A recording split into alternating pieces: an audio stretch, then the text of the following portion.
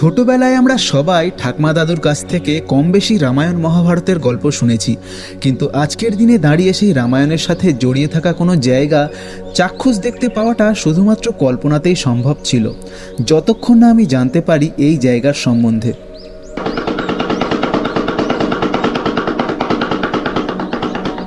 পশ্চিমবঙ্গের ঝাড়গ্রাম জেলায় অবস্থিত এই জায়গার নাম তপোবন, যার উল্লেখ পাওয়া যায় আদিকবি বাল্মীকি রচিত রামায়ণের উত্তরকাণ্ডে।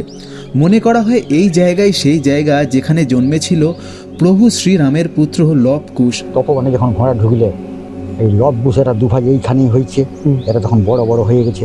এবং এই জায়গাতেই রাম নাম জপ করে রত্নাকর দস্যু হয়ে উঠেছিলেন রামায়ণের রচয়িতা বাল্মীকি মুনি। তবে এখন মনে একটা প্রশ্ন জাগতেই পারে, এই জায়গায় যে সেই জায়গা তার কি প্রমাণ রয়েছে? এর কোনো লিখিত প্রমাণ নেই।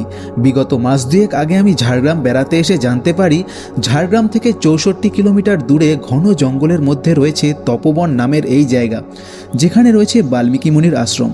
এবং তারপর বাড়ি গিয়ে রামায়ণের উত্তরকাণ্ডে উল্লেখ পাই এই তপোবনের। তো সাধারণভাবেই এখানে আসার আমার প্রচণ্ড আগ্রহ জন্মায়। তবে ইন্টারনেটে রিসার্চ করতে গিয়ে একটা জিনিস জেনে আমি বড় আশ্চর্য হই, আর সেটা হলো উত্তরপ্রদেশের কানপুর জেলায় গঙ্গা তীরে অবস্থিত বিঠুর নামের একটি জায়গা। অনেকের মতে সেই বিঠুরেই রয়েছে বাল্মীকি মুনির আশ্রম এবং লব কুশের জন্মস্থান। এখন এই দুয়ের মধ্যে কোনটা সত্যি তা আমার জানা নেই, তবে আজকের আমি এই তপোবনে গিয়ে যা দেখলাম এবং জানলাম তা তুলে ধরব তোমাদের সামনে।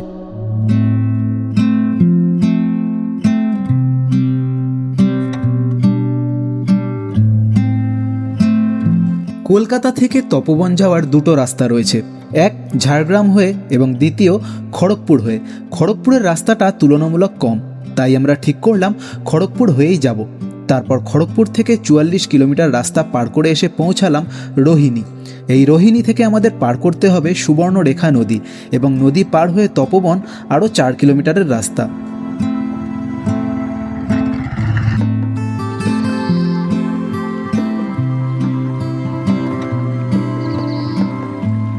তো এই সুবর্ণরেখা নদী পার হয়ে এসে এখানটা একটা টোল ট্যাক্স কাটার জন্য কাউন্টার রয়েছে।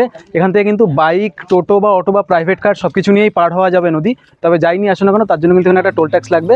সুবর্ণরেখা নদী পার হয়ে দুধারে শাল গাছের ঘন জঙ্গলের মধ্যে দিয়ে রাস্তা চলে গেছে তপোবনের দিকে। তবে তোমরা যদি ট্রেনে আসতে চাও তার জন্য খড়গপুর অথবা ঝাড়গ্রাম স্টেশনে নেমে গাড়ি রিজার্ভ করে এই তপোবনে আসতে হবে। তো এর আগে আমি আমার চ্যানেলে দুটো ভিডিও দিয়েছিলাম, যার মধ্যে একটা ছিল সমুদ্র মন্থনে উল্লিখিত মন্দার পাহাড়, যেটা রয়েছে বিহারে, আর আরেকটা ভিডিও দিয়েছিলাম ঝাড়খণ্ডের ত্রিকুট পাহাড়। দুটো ভিডিওতেই তোমরা অনেক ভালোবাসা দিয়েছো। আর আজকের আমি এসেছি পশ্চিমবঙ্গের এমন একটা জায়গায় যেখানে রামায়ণের উত্তরকাণ্ডে বর্ণিত লব কুশের জন্মস্থান বলে মনে করা হয়। এখন আমি যে জায়গাটায় রয়েছি, এই যে পুলটা রয়েছে, এই পুলের ওই পারে রয়েছে তপোবন, যেটা হচ্ছে বাল্মীকি মুনির আশ্রম। পুরো ঘন গভীর জঙ্গলের মধ্যে কিন্তু এই জায়গাটা।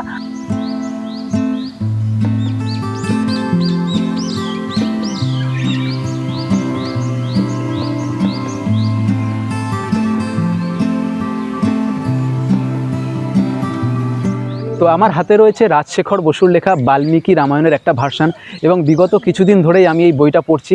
এবং এই বইটা পড়তে পড়তে যখন আমি উত্তরকাণ্ডে এসে পৌঁছাই, তখন আমি জানতে পারি যে লঙ্কা জয় করে মা সীতাকে নিয়ে যখন শ্রীরাম অযোধ্যায় ফেরত আসেন, এবং তার কিছুদিন পরেই মা সীতা রামের কাছে একটা বায়না করে যে গঙ্গার তীরে তপোবনে যে আশ্রম রয়েছে আর যেখানে ঋষিমুনিগণ থাকেন, সেই জায়গাটা তিনি দেখতে চান এবং সেখানে অন্তত এক রাত্রি বাস করতে চান। কিন্তু তার কিছুদিন পরেই শ্রীরাম তার সভাসদদের মুখে জানতে পারে যে অযোধ্যায় জনবাসী মা সীতাকে তার আবার অযোধ্যায় ফিরিয়ে নিয়ে আসার ব্যাপারটা নিয়ে নানা রকম মন্তব্য করছে, এবং তিনি লোকনিন্দার ভয়ে লক্ষ্মণকে আদেশ দেন যে সীতাকে যেন তিনি বিসর্জন দিয়ে আসেন। কোথায় না, এই তপোবনে বাল্মীকি মুনির আশ্রমে। এই জিনিসটা কিন্তু এই বইতে লেখা রয়েছে, আমি কিন্তু হাওয়ায় কিছুই বলছি না, প্রপার লেখা রয়েছে। আমি পেজ নাম্বার এবং কোন চ্যাপ্টার সেগুলো আমি সব নিচে দিয়ে দেবো, তোমরা পড়ে দেখতে পারো এই বইটা কিনে। আর এখানটা কিন্তু লব কুশের জন্মস্থানও রয়েছে। তো এই জায়গাটা আজকে তোমাদের আমি পুরো ঘুরে দেখাবো। বাকি তোমরা যদি চাও রেফারেন্স হিসেবে এই বইটা কিন্তু তোমরা কিনে পড়তে পারো। প্রভু শ্রীরাম আমাদের সবার ভগবান এবং তাকে নিয়ে ভালো মন্দ বলার মতো সাধ্য আমার নেই। তবে উত্তরকাণ্ডে বর্ণিত মা সীতার বিসর্জনের অধ্যায় শুধু এই রাজশেখর বসুর বইতেই নয়, অরিজিনাল বাল্মীকি রামায়ণের সংস্কৃত ভার্সান এবং কৃত্তিবাস ওঝার বাংলা ভার্সানেও এর উল্লেখ পাওয়া যায়। আমি রাজশেখর বসুর বই ছাড়াও ইন্টারনেটে অ্যাভেলেবেল কিছু সোর্স থেকে দেখেছি যেখানে মা সীতার বিসর্জনের এই অধ্যায়ের বর্ণনা রয়েছে। আবার তুলসী দাসের লেখা রামচরিত মানসের উত্তরকাণ্ডে মা সীতার অগ্নিপরীক্ষা বা বিসর্জন নিয়ে কোনো উল্লেখ নেই। তিনি মা সীতার এইরকম কষ্ট দিয়ে তার লেখা শেষ করতে চাননি। আমি কিছু লিঙ্ক ডেসক্রিপশানে দিয়ে রাখলাম, তোমরা চাইলে দেখে নিতে পারো। এইবার পুরাণ অনুযায়ী রামায়ণ ত্রেতা যুগের ঘটনা, কিন্তু বিশেষজ্ঞদের মতে মূল গ্রন্থটি রচনা হয়েছিল খ্রিস্টপূর্ব 4র্থ শতাব্দীর আশেপাশে এবং উত্তরকাণ্ড মূল বাল্মীকি রামায়ণের অংশ ছিল কিনা সেই নিয়েও ভিন্ন মতবাদ রয়েছে। অনেকের মতে মূল গ্রন্থটি ছিল 6টি কাণ্ডের, যার মধ্যে শেষটি ছিল যুদ্ধকাণ্ড এবং পরে উত্তরকাণ্ড রচনা করে মূল গ্রন্থে জুড়ে দেওয়া হয়। তবে মা সীতা বিসর্জনের ঘটনা আসলে কী ছিল সেই নিয়ে বিতর্ক থাকলেও এই বিষয়ে কোনো সন্দেহ নেই যে লবকুশের জন্ম তপবনের বাল্মীকি মুনির আশ্রমেই হয়েছিল। আমার এই ভিডিওর উদ্দেশ্য এটুকুই দেখানো যে এই তপবনে রামায়ণের উত্তরকাণ্ডে লেখা বর্ণনার সাথে কি কি মিল রয়েছে। তো আমি আশ্রমের ভিতরে এসে একটুখানি ঘুরে দেখছিলাম, আর এখানটা একজন রয়েছে যিনি এই আশ্রমেই থাকেন। আমি তো যেটুকুনি পড়ে এসেছি, বই থেকে পড়ে এসেছি তোমাদেরকে বললাম, কিন্তু এখানটায় এসে চাক্ষুষ জায়গাগুলো দেখছি, আর যিনি এইখানটায় আগাগোড়া রয়েছেন এনার কাছ থেকে এই জায়গাগুলো সম্পর্কে একটু আরও ভালোভাবে জানবো। তো নমস্কার, আপনার নাম কি? আমার নাম জয়রাম। জয়রাম। জয়রাম দোলই। জয়রাম দোলই। আপনি কি এখানে পুরোহিত? পুরোহিত। আপনি মোটামুটি কত বছর ধরে এখানটায় রয়েছেন, বা পূর্বপুরুষরাই কি আপনার? না, পূর্বপুরুষ নয়, এটা 10 বছরের 10-12 বছর হবে। আপনি 10-12 বছর এখানটায় রয়েছেন পূজা করছে। পুজো। তো এই জায়গাটার সম্পর্কে তো মোটামুটি বইতে পড়েছি যে তপবন কি বা এখানটায় কি রয়েছে, আর এখানটায় এসেও দেখছি। তো আপনি যদি একটু গুছিয়ে বলেন যে অ্যাকচুয়াল কি রয়েছে। এই যে আপনারা এই তপবনকে এলেন, এই তপবনটা কার? না, দস্যু রত্নাকর। উনি প্রায় 10 মিনিট ধরে এই তপবন আশ্রমের সম্বন্ধে অনেক কিছুই বললেন, যার মধ্যে বেশিরভাগটাই আমার পড়া রাজশেখর বসুর রামায়ণের সাথে হুবহু মিলে যাচ্ছিল, আবার কিছু অমিলও ছিল। যেমনটা আমি শুরুতেই বললাম, ছোটবেলায় আমরা রত্নাকর দস্যুর গল্প অনেক শুনেছি, কিভাবে তিনি তার পরিবারকে খুশি রাখার জন্য পাপ কাজ করতেন, কিন্তু যখন তিনি জানলেন যে তার সেই পাপের ভাগীদার তার বাবা মা বা স্ত্রী কেউই হবেন না, তখন তিনি স্বয়ং ব্রহ্মা ও নারদের কথায় একটি মৃত গাছকে দেখে মরা উচ্চারণ করে হয়ে উঠলেন বাল্মীকি মুনি।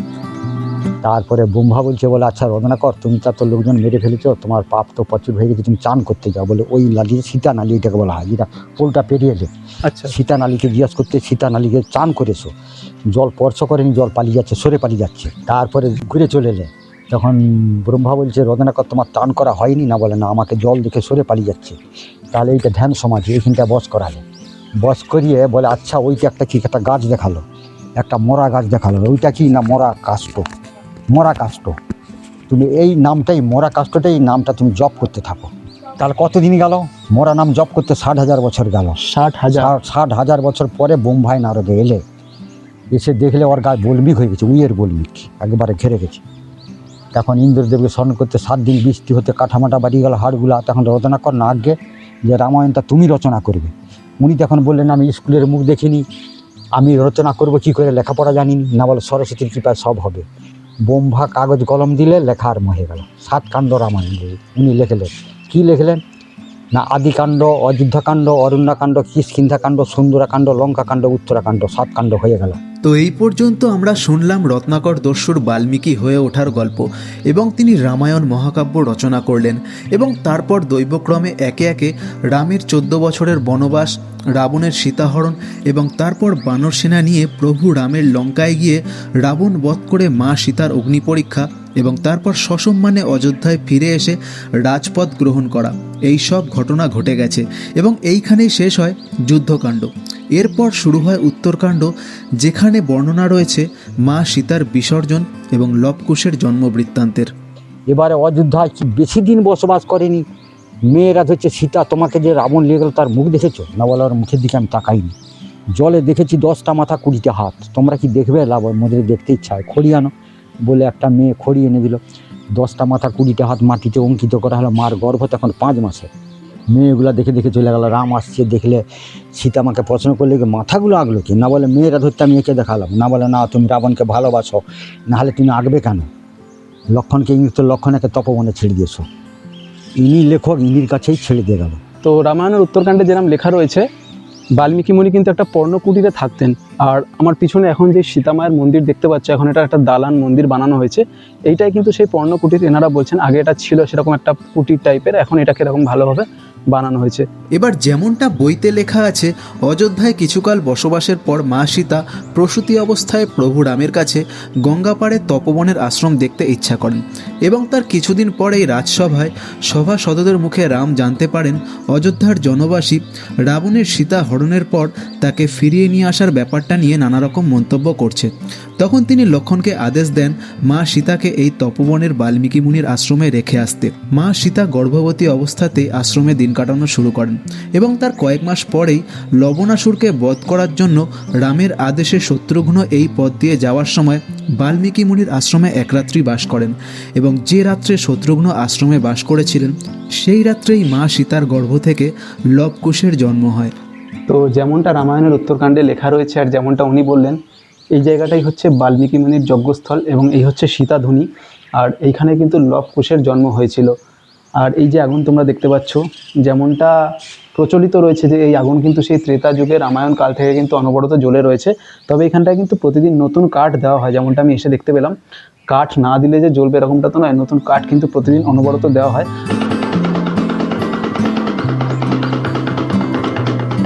যার জন্য এই হচ্ছে সমাধি। তারপরে লব বুঝেই যখন এবার রাম যখন সেই যজ্ঞের ঘোড়া ছাড়লে, যজ্ঞের ঘোড়া ছাড়তে গোটা পৃথিবী ঘোড়া ঘুরে পড়ছে, বীরপুত্র হবে যে ঘোড়া আটকাবে সে লেখা আছে জয়পত্রে। তপবনে যখন ঘোড়া ঢুকলে এই লব বুঝেরা দুভাই এইখানেই হয়েছে, এরা তখন বড় বড় হয়ে গেছে। এইবার এনার বক্তব্য অনুযায়ী উত্তরকাণ্ডে বর্ণিত অশ্বমেধ যজ্ঞের ঘোড়া তপবনের আশ্রমে এসেছিল, যার উল্লেখ পাওয়া যায় কৃত্তিবাস ওঝার বাংলা রামায়ণে। কিন্তু রাজশেখর বসুর বা অরিজিনাল বাল্মীকি রামায়ণে অশ্বমেধ যজ্ঞের ঘোড়ার এই স্থানে আসার কোনো উল্লেখ পাওয়া যায় না। সেখানে থাকা বিবৃতি অনুযায়ী অশ্বমেধ যজ্ঞের আমন্ত্রণ পেয়ে বাল্মীকি মুনি লবকুশকে নিয়ে অযোধ্যায় যান এবং লবকুশের রূপ গুণ ও তার মুখে বাল্মীকি রচিত রামায়ণ গান শুনে রাম তার পুত্রদের চিনতে পারেন। এই যে তপবনটা দেখছো, নিরবিলি জায়গা 3-4 কিলোমিটার দূরে দূরে বাড়ি, তার মধ্যে নেই তপবন। তাহলে আর তপবন কথা আছে না? অযোধ্যার পাশে নাসিকা আছে, যেটাকে না কেটেছিল লক্ষণ, সেটা নাসিকা, সেটাও তপবন। তাহলে আর কথা আছে না? দেঘরে আছে, দেঘরে আছে। তাহলে মনটা বলছে যে এত যদি তপবন হয় তাহলে আসল কোনটা? এবার আসলটা হচ্ছে যে এইরকম নিরবিলি জায়গাটা 3-4 কিলোমিটার দূরে দূরে বাড়ি, তার মধ্যে নেই তপবন। এইটা হচ্ছে যে আসল আমরা বুঝতে পারি মা আছে কি বাবা আছে, এই মানে বাল্মীকি বাবা আছে, মা সীতা আছে। ইনিরা যদি না হেল্প করে হেতা থাকার রোহার কারো ক্ষমতা নাই। আমরা দুটা লোক বাইরে আছি, হেতা বোঝা গেল। আমার বাড়ি দাসপুর ঘাটাল। এবং ওনার মুখে আরও দু একটা তপবনের কথা জানতে পেরে আমার মনে কৌতূহল জাগে এবং আমি বাড়ি এসে একটু রিসার্চ করে জানতে পারি উত্তরপ্রদেশের কানপুর জেলার বিঠুর নামক জায়গার সম্বন্ধে। অনেকের মতে বাল্মীকি মুনির আশ্রম এবং লবকুশের জন্মস্থান হলো সেই বিঠুর। তবে এইখানে একটা এরকম নির্জন জায়গায় ইনি একা থাকেন কিভাবে, সেই নিয়েও আমার মনে প্রশ্ন জাগে। তো এইখানটায় মানে আপনারা থাকেন কে কে? ওই তো জয়ন্তবাবু যে উপরে গেছে। আচ্ছা, আপনারা দুজনেই এখানে থাকেন? দুজনেই থাকে, তার রোহার লোক নাই। আচ্ছা, কপালে এই যে তোমরা যে এলে তপবন কপালেনে থাকলে তোমরা আসতে পারতেন, বোঝা গেল। কপাল ছাড়া হবে। তো এই আশ্রমে কিন্তু একটা রান্নাঘরও রয়েছে, দেখতে পাচ্ছ আমার পিছনে, এটা রান্নাঘর। এখানে যে দুজন থাকেন তাদের জন্য এখানে তারা নিজেদের রান্নাও করেন। আর ভক্তরা এখানে গেলে কিন্তু এখানটায় কিন্তু তাদের জন্য, ভক্তদের জন্য রান্নাবান্না হয়। যেমন এখানটায় যিনি রয়েছেন ইনি বলছেন কালকে মানে অর্থাৎ আগামীকাল ইসকন থেকে এখানে প্রায় 50-60 জন আসবেন আর তাদের জন্য ওখানে কাঠ জোগাড় করা হচ্ছে, এখানটায় রান্না হবে। মানে যারা আসে এখান থেকে তারা কিন্তু বাইরে থেকে নিজেরাই কিন্তু বাজার হাট করে সবজি টবজি নিয়ে আসেন, এখানে এসে কিন্তু তারা নিজেরাই রান্নাবান্না করেন। তো আমি এখন ভিতরে যাচ্ছি, ভিতরে গিয়ে দেখি যে কী অবস্থায় রয়েছে রান্নাঘরটা। আপনি খাচ্ছেন এখন? হ্যাঁ। আচ্ছা, খান। তো এই যে এরকম পুরো অন্ধকার, এর মধ্যেই আপনারা রান্নাবান্না করেন? এখানে রান্না বলতে গিয়ে এই ঘরটা তো অনেক দিনে ঘরটা ছেড়ে পড়ে যাচ্ছে। আচ্ছা, এই যে ঘরটা ছেড়ে পড়ে যাচ্ছে, এটা তো সে মানে সেরকম এইটা প্ল্যানিং করবে সে লোক নাই। তো এইটা পুরো অন্ধকার, এখানে কি ইলেকট্রিসিটিও আসেনি আপনারা? না, তার ঘর বাড়ি নেই তো, পুরো ইলেকট্রিসিটি, আপনারা অন্ধকারেই থাকেন? আচ্ছা, রাত্রিতে ওই ব্যাটারি থাকতেই সে দোতলা, সেদিন তো হাতে ভাঙা এই ঘরটা হাতে ভাঙা, সে ঘরটা ভাঙা, তো তারপরে যে বাবার সাথে আমি কথা বললাম, উনি এখন এখানে বসে দুপুরে লাঞ্চ করছেন। আমি এনাকে জিজ্ঞেস করছিলাম যে এদের চলে কিভাবে, মানে এরা এখানটায় যে দুজন রয়েছে এদের চলে কিভাবে, এখানটায় কিন্তু সরকারি কোনো রকম সাহায্য পৌঁছয় না। তো যারা ভক্তরা আসে এখানটায় ঘুরতে বা দেখতে, ওই 2-5 টাকা যা দেয় ওতেই চলে। তারাই দক্ষিণাস্বরূপ এখানটায় কিছু দিয়ে যায়, আর এরা বাজার করে নিয়ে এসে এরা নিজেরা এখানটায় কিন্তু এরমভাবে কাটান। হ্যাঁ, এই হচ্ছে মার অপবাদে যে মা সীতা আর বনবাস, এইটা মা সীতাটা আছে আমরা ভালোই জানি। বুঝা গেল, এই হচ্ছে মার অপবাদ। তুমি যে রামায়ণটা পড়ছো, আমরা পড়ছি কৃত্তিবাসী রামায়ণ, বুঝা গেল? আমরা তো নিজের মন গড়ানোর কথা নয়, বইয়ের কথা। কৃত্তিবাস ওঝা যদি না বাংলায় অনুবাদ করতো আমরা খুঁজেই পেতাম। হ্যাঁ, তো বাল্মীকি যিনি রত্নাকর দস্যু ছিলেন, ওনার বাড়ি বললেন 2 কিলোমিটার দূরে। হ্যাঁ, সেটার নাম, সে গ্রামটার নাম রদনাবলী গ্রাম। এখন হচ্ছে রঘুনাথপুর। গেলে বাড়ি কিছু দেখার মতো? বাড়ির কিছু নাই, সেটা তেতা যুগ থাকতে বাড়ি থাকে নাকি? এই গাছটা যে দাঁড়িয়ে আছে দেখছো, ক বছর বলতে পারবে? তেতা যুগের গাছ নয়। এই সমাধিটা প্রমাণ দিচ্ছে এইটা তেতা যুগ হতে পারে। কত দেখে দেখে চলে গেছে, তোমার ছেলে এসে সেও দেখে যাবে সমাধি। আর এখানে ঘর বাড়ির মধ্যেই সব ঘর বাড়ি সামান্য জিনিসগুলো 40-50 বছর আগের ঘর। এই সমাধিটাই প্রমাণ দিচ্ছে এইটা বাল্মীকির সমাধি। এই হচ্ছে অপবাদের জন্য মা সীতার ঠিক আছে, নমস্কার। হ্যাঁ, তো এই জায়গাটা ঘোরা হয়ে গেল। কলকাতা থেকে তোমরা একদিনের জন্য কিন্তু আসলে এসে ঘুরে দেখে যেতেই পারো। দেখো, বিশ্বাস বিশ্বাস আর অবিশ্বাস অবিশ্বাস, যেমনটা আমি নিজে রামায়ণের উত্তরকাণ্ডে পড়েছি, তপবনের উল্লেখ আছে দেখেই আমার এখানটায় আসার ইচ্ছা হয়েছিল। আর আমি একটু রিসার্চ করতে জানলাম যে ঝাড়গ্রামে এরকম তপবন বলে একটা জায়গা রয়েছে। আর যেমনটা উনি বললো, তপবন কিন্তু এই একটা নয়, তপবন আরও বেশ কয়েকটা রয়েছে। কিন্তু এই তপবনে কিন্তু প্রপার এখানটায় বাল্মীকি মুনির আশ্রম, সীতানালা, লবকুশের জন্মস্থান এভাবে লেখাও রয়েছে, আর সেই জায়গাগুলোকে এখানে দেখানো হয়েছে। তো এইবারে বাকিটা তোমাদের উপর, তোমরা চাইলে কিন্তু এখানটা এসে ঘুরে দেখে যেতে পারো।